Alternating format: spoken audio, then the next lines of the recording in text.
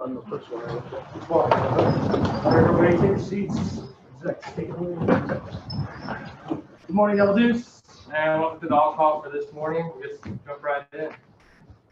All right, we'll start off with looking at some calendar events today. Colonel Johnson and Chief Bureau are going to be visiting the squadron at 10:30. So we asked that all the sections do a little bit of cleaning around there, pick up, make sure everything looks good, and have a representative at your section in case you have any questions. And then there's going to be an officer math development team streaming at 11:30 today. So hopefully see all the O's in here in the auditorium at 11:30. Upcoming holidays and family days, we've got a federal holiday on December 24th and then Christmas on December 25th. And the overall version, I think we're on version 7 or something. Lots of versions of this calendar, but this is the most current one. It says all the past days that we have and upcoming off days and half days. If you have any need for clarification, just make sure you're talking with your flight commanders and they can clarify. I think the biggest one is on the 28th. People need a little clarification. That's just a Slack accountability day only. So you'll just be checking in on via Slack. No need to come in to the squadron on that day. Just a reminder for everybody over the holidays, just get creative, find ways to reach out and talk with your family. I know it's going to be difficult for everybody because we can't travel like we want to. So just find ways to do FaceTime calls, Zoom calls, and get close with your family the best way that you can.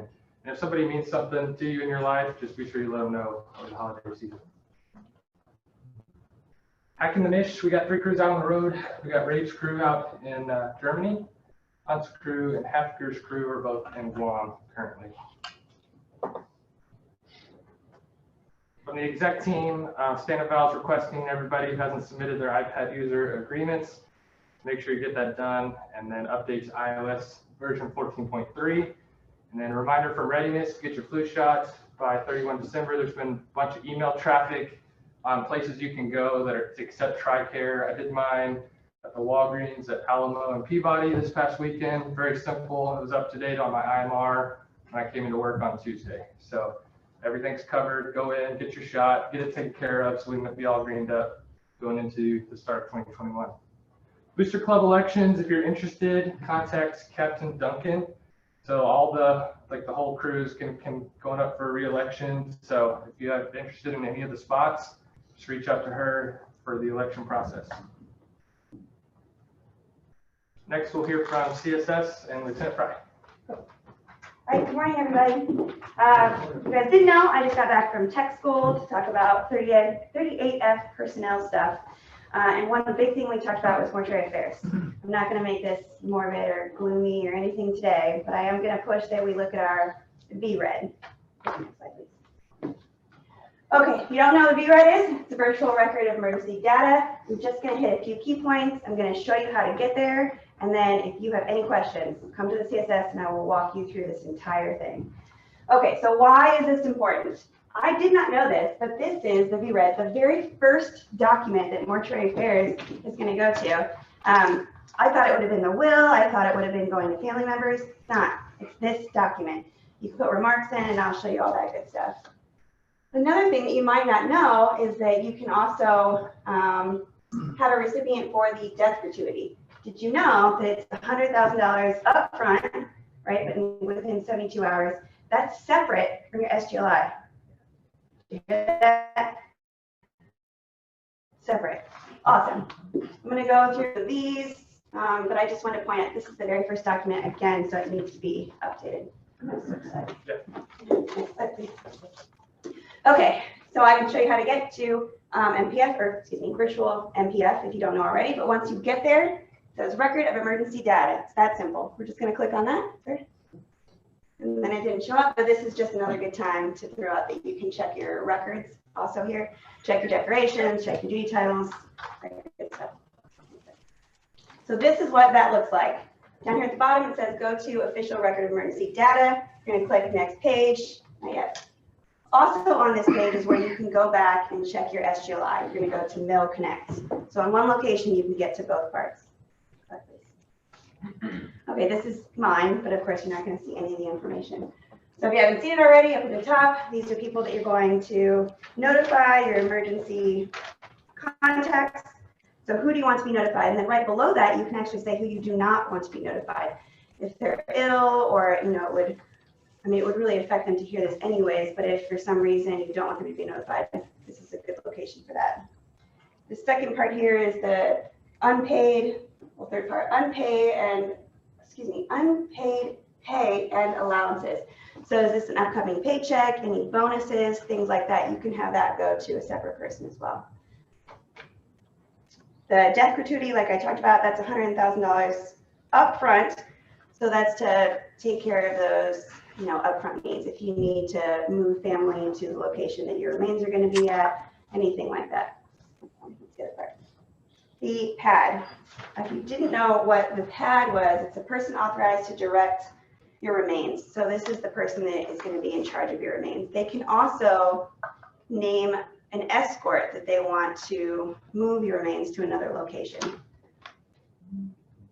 And then remarks. Okay, this is another thing that I learned a lot about. So what I have in my location is, do I want full military honors? Do I want to be cremated? If I do want to be cremated, where do I want that to go? You can put this in your will for sure, but I wanted to let people know up front.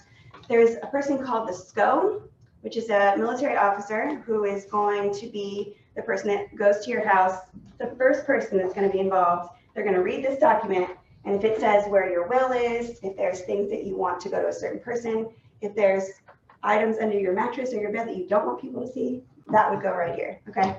So very, very important. Next slide. That was the VRED. Does anyone have any questions on that? Super important. We have some time this afternoon to do that, or this morning. This is where you're gonna go for your SGLI. No Connects. I showed you on the virtual MPF page. You just click No Connect. It's gonna take you here. You're gonna sign in on the top right. That's it. And then there's so many things you can do, but we are going to just go over this Manage My SGLI. I didn't click that because it's a lot of personal information, but I can walk you through it if you need me to.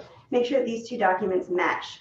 So if you want all $400,000 to go to your mom, it needs to be the same on both documents. Are there any questions about this?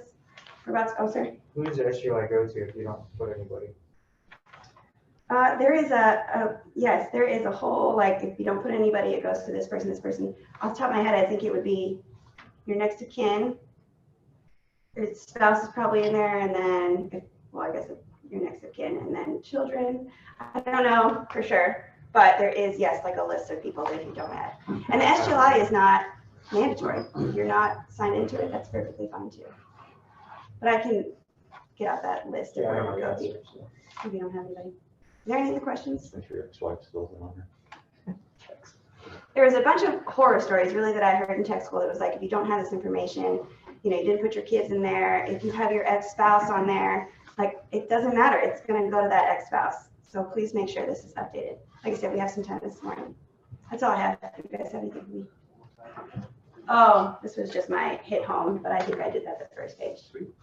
Okay, thanks.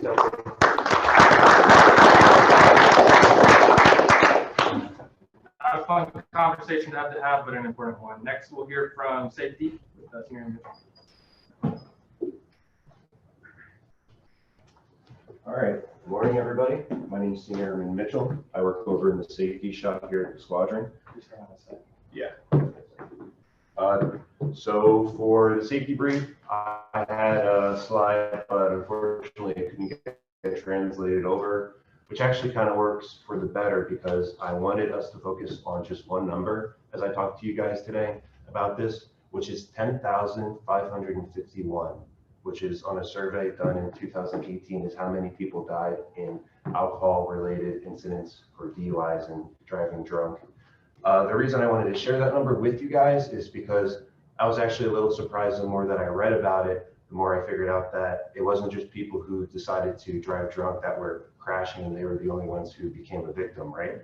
It was actually people who were just driving back from work, driving to visit families, and they actually had circumstances where even though they weren't driving drunk, they were hit by someone who was driving drunk or hit by someone or involved in that incident. So my main point in saying that is in having this opportunity to talk to you guys about safety, about DUIs, I also want to make sure that we talk about not only is there the aspect that you don't drive drunk, but there's also that vigilance, right? When you're on the road, make sure you're keeping an eye out. If you see that guy who's kind of hugging the shoulder, going back and forth, call it in. Just try to make sure that you're being safe in your own decisions, but try to keep other people accountable too. And if it seems like I'm trying to be a snitch when it comes to drunk driving, it's because I 100% am. Definitely don't take any precautions with that. Other than that, there are some other safety related topics. For one thing, just so we can avoid those situations where you yourself are making that decision to drive under the influence, always, before you go out drinking, make sure your phone's fully charged, right? Maybe you're the designated driver, but it doesn't hurt to just have that Uber app downloaded, the Lyft app downloaded. Have those backup plans if something falls through. If everything else falls through, call your supervisor, call whoever you need to call to make sure that you get home safe. I know there's like a lot of stigma behind like, oh, I don't want to get in trouble for calling my supervisor or whatever the case may be, but I guarantee you it is a lot better than the alternative, which is a DUI. That even goes for things like catching an Uber. If it's an expensive Uber, again, I guarantee you that DUI is going to be a lot more expensive. Other than that, I wanted the main focus to be about drunk driving, but there's also safety related issues like cooking safety, right? So if you're cooking, always have that fire extinguisher because you never need a fire extinguisher in the kitchen until you do, and you don't want to be caught without it when you do need it. As you're decorating, make sure you don't have a lot of fire hazards, a lot of plugs going into one single outlet because that can cause a spark and that will definitely ruin the holiday spirit. So definitely not trying to cause a lot of doom and gloom here as we go into the holidays.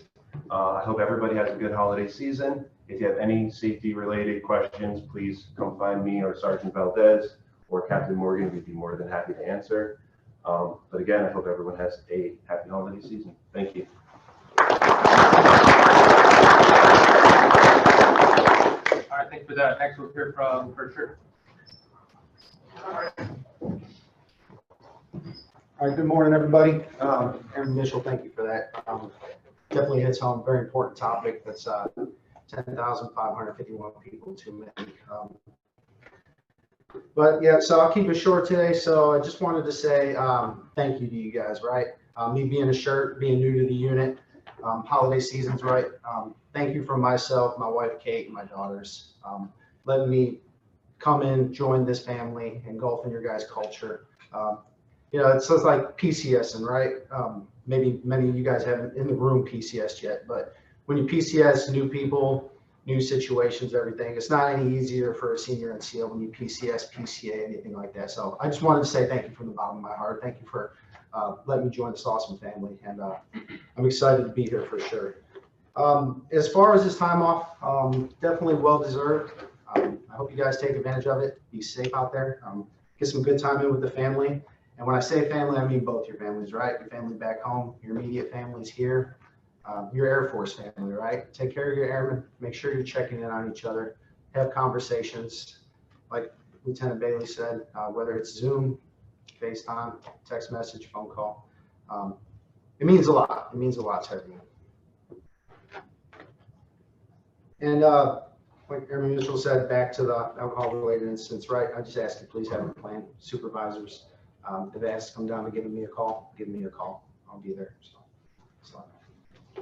Oh, one last plug too. Candy Cane Lane tonight at the AFRC, right? AFRC, obviously, just like everyone else, every other agency through this year, had to work through issues with different things, push artists to put things together for people on the base. So you got some kiddos, you want to swing through the FC parking lot tonight. It is from 1700 to 1900. They are opened up at 1600 for EFMP families. The First Shirts are going to have a display out there. I think we got about 10 or 11 different agencies on base that are going to have displays. We're going to have little gifts for the children at the end. So take advantage of things like this. This is what the ANFRC is there for. So, but thank you, everyone. Be safe this holiday season. I'll be on the other end of the phone if you guys need me. And happy holidays.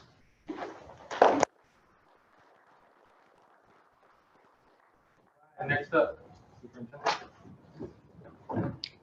Morning. Real quick for me, it's snowing in Tahoe, right? We got Monday and Tuesday off, so you can go sledding, skiing, snowboarding, any of that fun stuff. Get out, right? Don't just sit sit around in your house or your dorm room over this 4-day break. So utilize this time off that that the commander's given us, and that's it.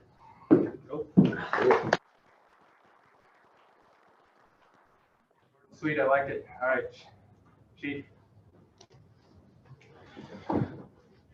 Morning, Double Deuce. How's everyone doing? Good, great. First of all, so start out with like happy holidays, right? Don't want to make it all sour notes here. The squadron looks awesome. Thank you for taking the time to decorate. I know it's a little hard this year.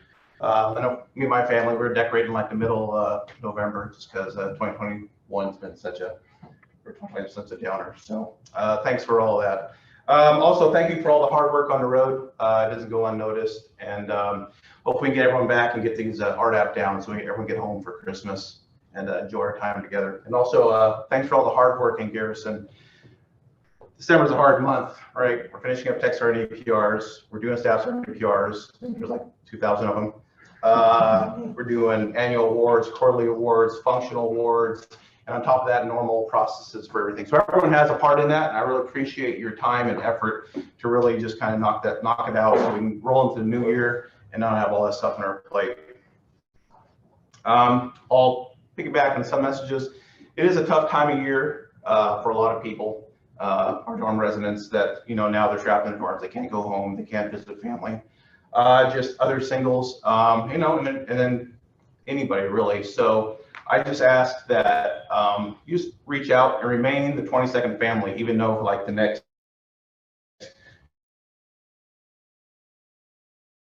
weeks, Ryan and I'm going to see each other, right? But this last channel, use it sparingly. Just reach out, and if you have an inkling, like, you know what, something's not right, please reach out to them. Just make the phone call, do the text, all right? This also has two legs. If you've done the 1033 Foundation, they talk about that work, life, and then self-balance, right? That was new to me. I didn't know that was something new. So it's next 2 weeks. Also great work, right? We've been killing trying to. 6 time PlayStation 5, that's great self-time right there, right?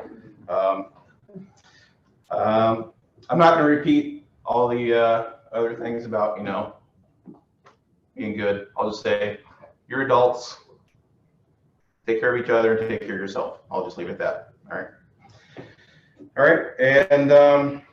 And once again, as the shirt said, your leadership's all here. If you need anything at all, please reach out. However it means, anything at all. We'd rather get a phone call, just like some simple problem and solve it, or something big, rather than just waiting for it, because with time, things don't get better, right? So, all right, once again, happy holidays, and have a great Christmas. I don't see you before then.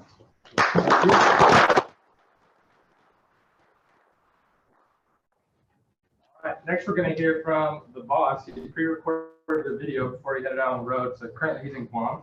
But he did a little pre-recorded message, so if you'll bear with us, we'll pull that up.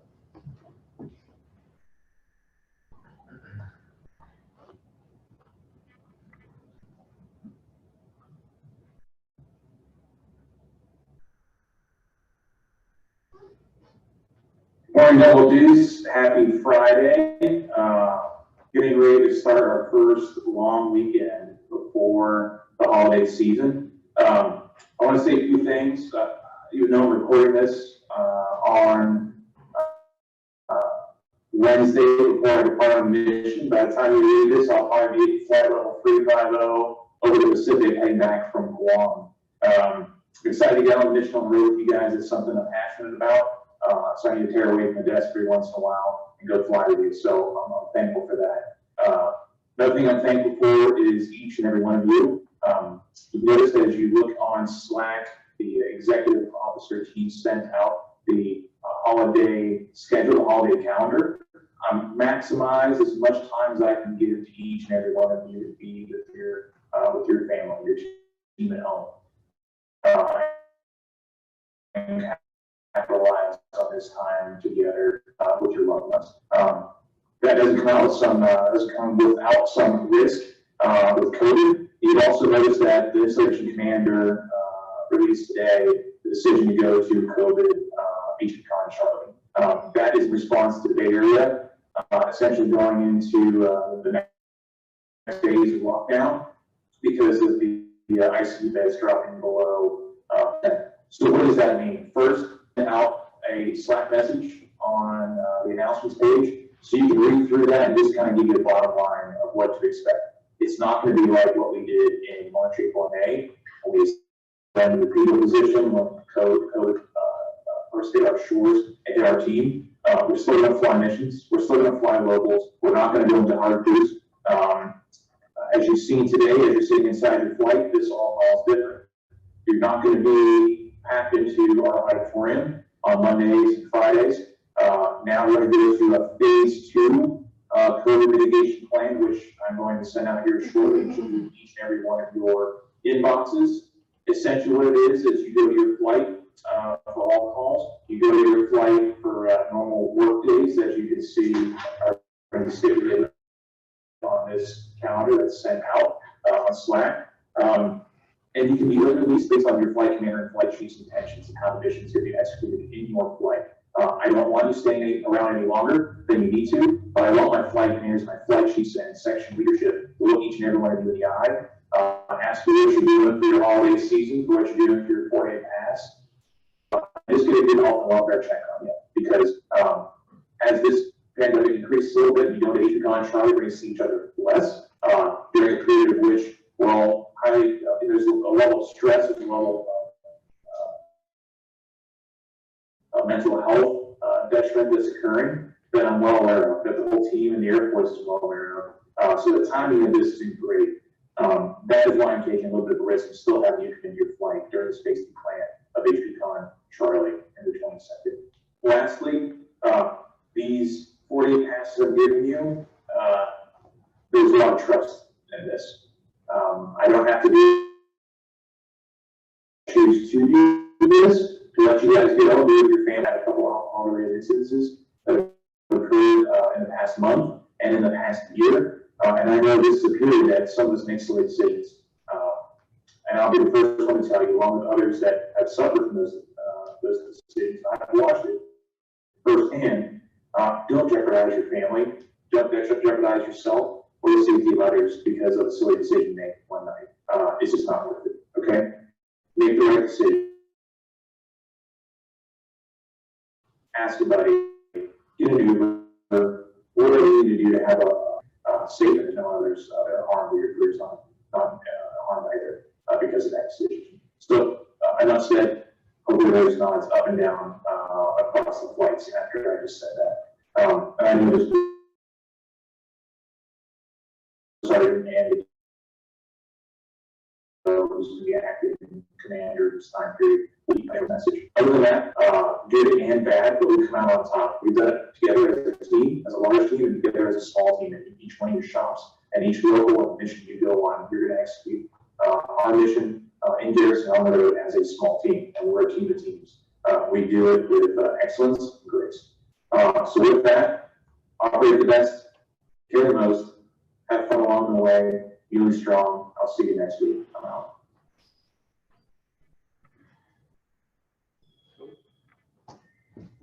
All right, Double Deuce, good morning. I'm thankful for the commander for covering everything I was going to cover today. So we're at 8:24, so 2 minutes past 22 minutes, however long I wanted this to be.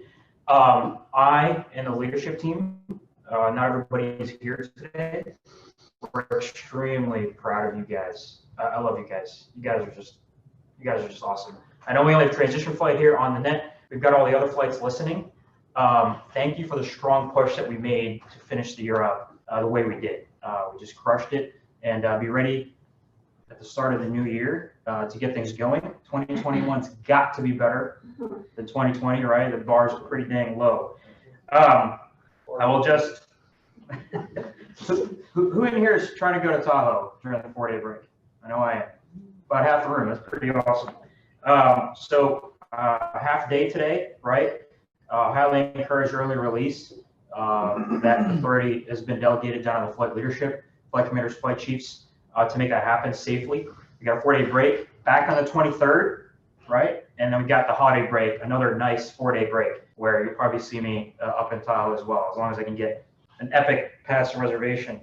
I will piggyback on one thing the commander did, or rather what he said was the wing commander trusts the squadrons to get this right? The wing commander could have easily been, heavy-handed in how they wanted us to proceed, but they trust the squadron to get it right. And the double deuce, we're going to get it right. We're going to look out for each other, make sure we don't get behind the wheel when we shouldn't, and just have a great time, right, during your 4-day pass. Reach out to your buddies and go hit the slopes.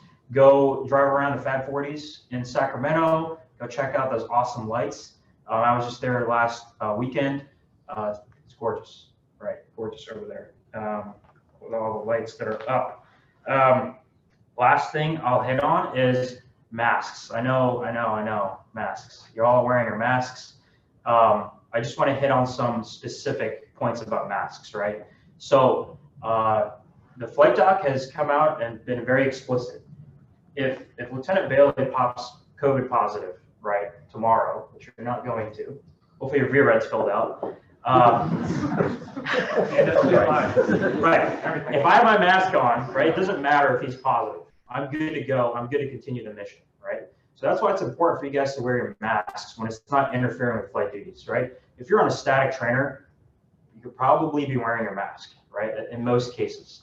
We wear masks in the sims. The pilots and the flight engineers know that. That way we keep the old folks at SimStar safe. But if you're on a local, right, and you're in the briefing room, you're in there for more than 15 minutes, which is the positive contact definition. If you don't have your mask on, right, then you're done for, right? If you're a non-critical crew member on that local and you start getting sick, start showing symptoms, right? We've had 2 or 3 folks just start randomly vomiting during a crew brief, right? So that's one of the symptoms. But if everyone's wearing their mask, then everybody can continue on that local with no issues, right? It's just that affected individual that gets taken down for that day until they get better. So please wear your masks. We're going to get over the hump here shortly enough, and we'll hopefully all have masks out by springtime. Hopeful. It's very hopeful. That's all I've got.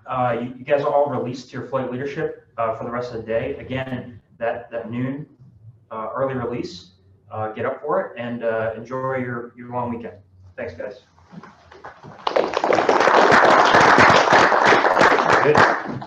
That's it. Just flight hang out for just a second.